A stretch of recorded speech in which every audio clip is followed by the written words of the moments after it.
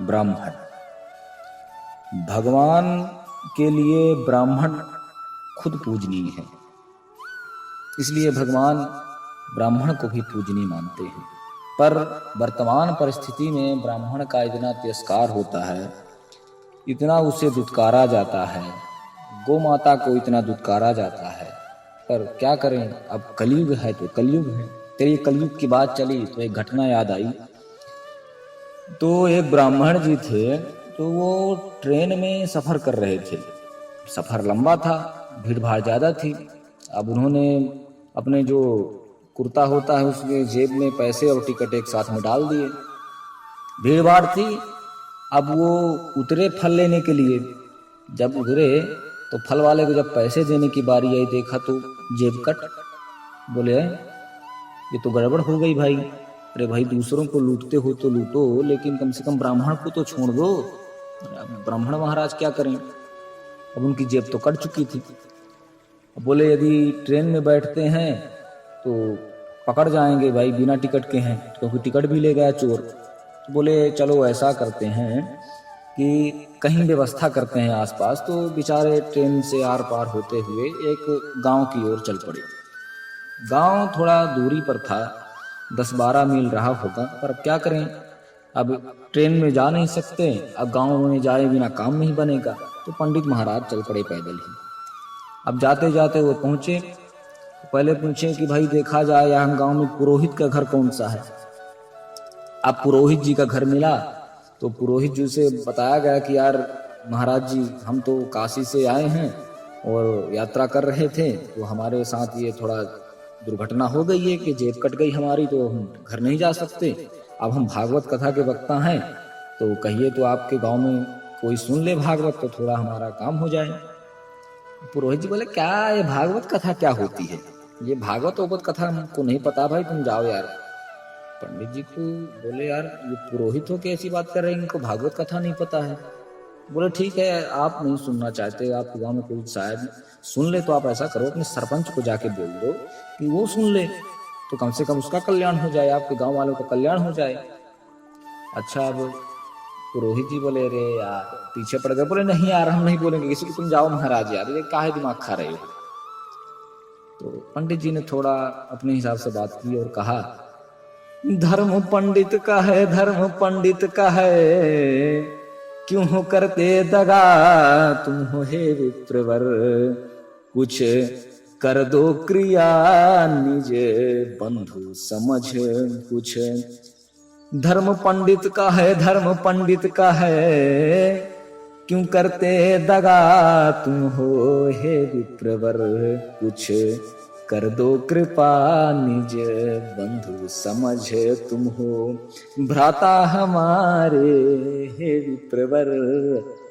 अब पुरोहित महाराज जी ने पंडित जी की बात सुनी तो थोड़ा सकुचाए। बोले पंडित जी तो अपने धर्म की बात कर रहे हैं। बोले चलो ठीक है महाराज, आप बैठो हमारे घर में, हम सरपंच साहब के यहाँ से होके आते हैं। सरपंच साहब की पंचायत लगी थी, 10-12 पंच जो बैठे थे, कुछ फैसला करने वाले कुछ सुनने वाले सब बैठे थे। अब पंच महाराज सब अपना फैसला वैसला सुना रहे थे। अब ये पहुंच गए उधर। बोले महाराज ये कि काशी से ब्राह्मण जी आए हैं, बोले भागवत कथा सुनानी है। अब सरपंच जी को नहीं पता था भागवत कथा क्या होती। बोले ये क्या है, तो बोले महाराज ये तो हमको भी नहीं पता है, लेकिन वो बोले हैं कि भागवत कथा हम अच्छी सुनाएंगे। बोले हटो, भागवत कथा नहीं सुनना है हमको यार, जाओ भेज दो उनको अपने घर जाएं। अब पुरोहित जी को और क्रोध आया। बोले यार एक तो हमारी उससे भी बातचीत हो गई, अब इसके कारण उस ब्राह्मण के कारण उनसे भी सुनना पड़ा हमको। बोले ठीक है महाराज, उसको मना कर देते हैं। अब यहाँ तक तो ठीक था, अब गड़बड़ यहाँ पे हो गई। जो सरपंच साहब के छोटे छोटे नाती पोते थे वो जिद करने लगे। बोले नहीं, हमको तो भागवत कथा देखनी है। अब उनको लगा कोई जादूगर होगा तो भागवत कथा दिखाएगा, कुछ जादू दिखेगा, तो रोने लगे। अब सरपंच साहब बोले अरे चलो भागवत को नहीं सुननी है। अरे तो विडंबना हो गई, बच्चे रोए। सरपंच साहब मजबूर हो गए, बोले अरे यार बुलाओ पंडित जी को, यार सुना दो इनको, भागवत दिखा दो क्या होता है भागवत हो। अब पंडित जी आके बैठे, अपना कंबल उम्बल बिछाए। बोले ठीक है भाई, भागवत सुनाते हैं। अब बच्चे बढ़िया देख रहे हैं अपने उमंग से कि हाँ अब कुछ ना कुछ तो इसमें निकलेगा।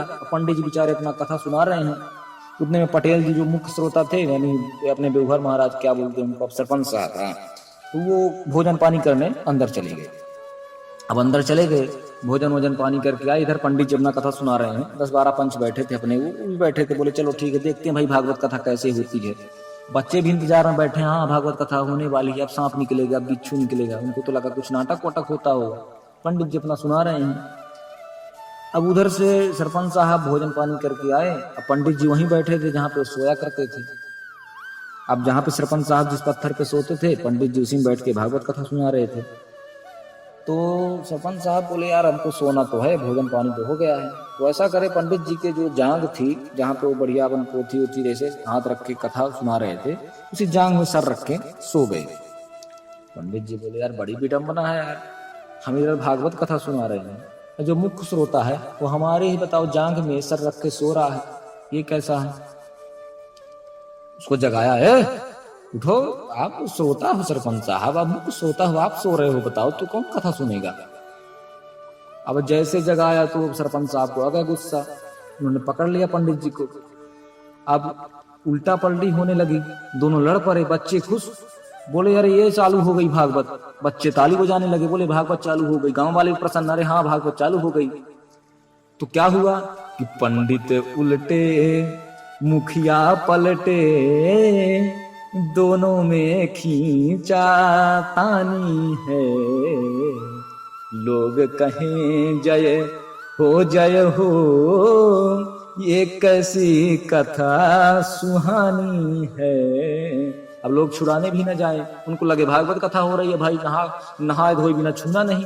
अब उनको क्या पता लड़ाई हो रही है, इधर ये दोनों लड़ रहे हैं, वो उनको नीचे पटक दे, वो उनको ऊपर से चढ़ बैठे। अब दोनों की लड़ाई हो रही है अच्छी। अब लोग बारे बोले हट जाओ, भागवत कथा हो रही है, भागवत कथा देखो। बच्चे भी देख रहे हैं, इनको भी लगा। अब वो गिरते पड़ते इधर उधर गिरे। अब पंडित जी ऊपर बैठ गए। अब बोले महाराज अब आओ। अब घर वाले परेशान, बोले अरे भागवत महारानी चढ़ गई तो गड़बड़ हो गया।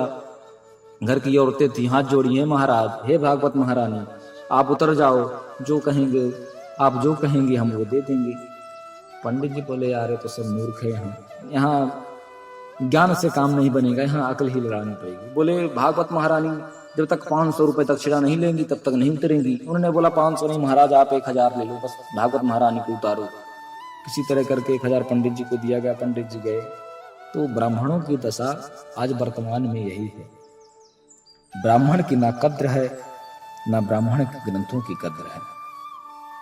तो जाते जाते मैं उस दोहे को फिर दोहराना चाहूंगा, गो ब्राह्मण की मैं बात कहूं, जो भगवान के अति प्यारे हैं, न होते जिनके थे रक्षक, वो फिरते मारे हैं। बोले वृंदावन बिहारी लाल की जय। मंत्रहीनम क्रियाहीनम भक्तहीनम सुरेश्वरः, यत पूजितं मया देव परिपूर्णं तदस्तु मे। आवाहनं न जानामि तार्चनं, पूजां चैव न जानामि, क्षम्यतां परमं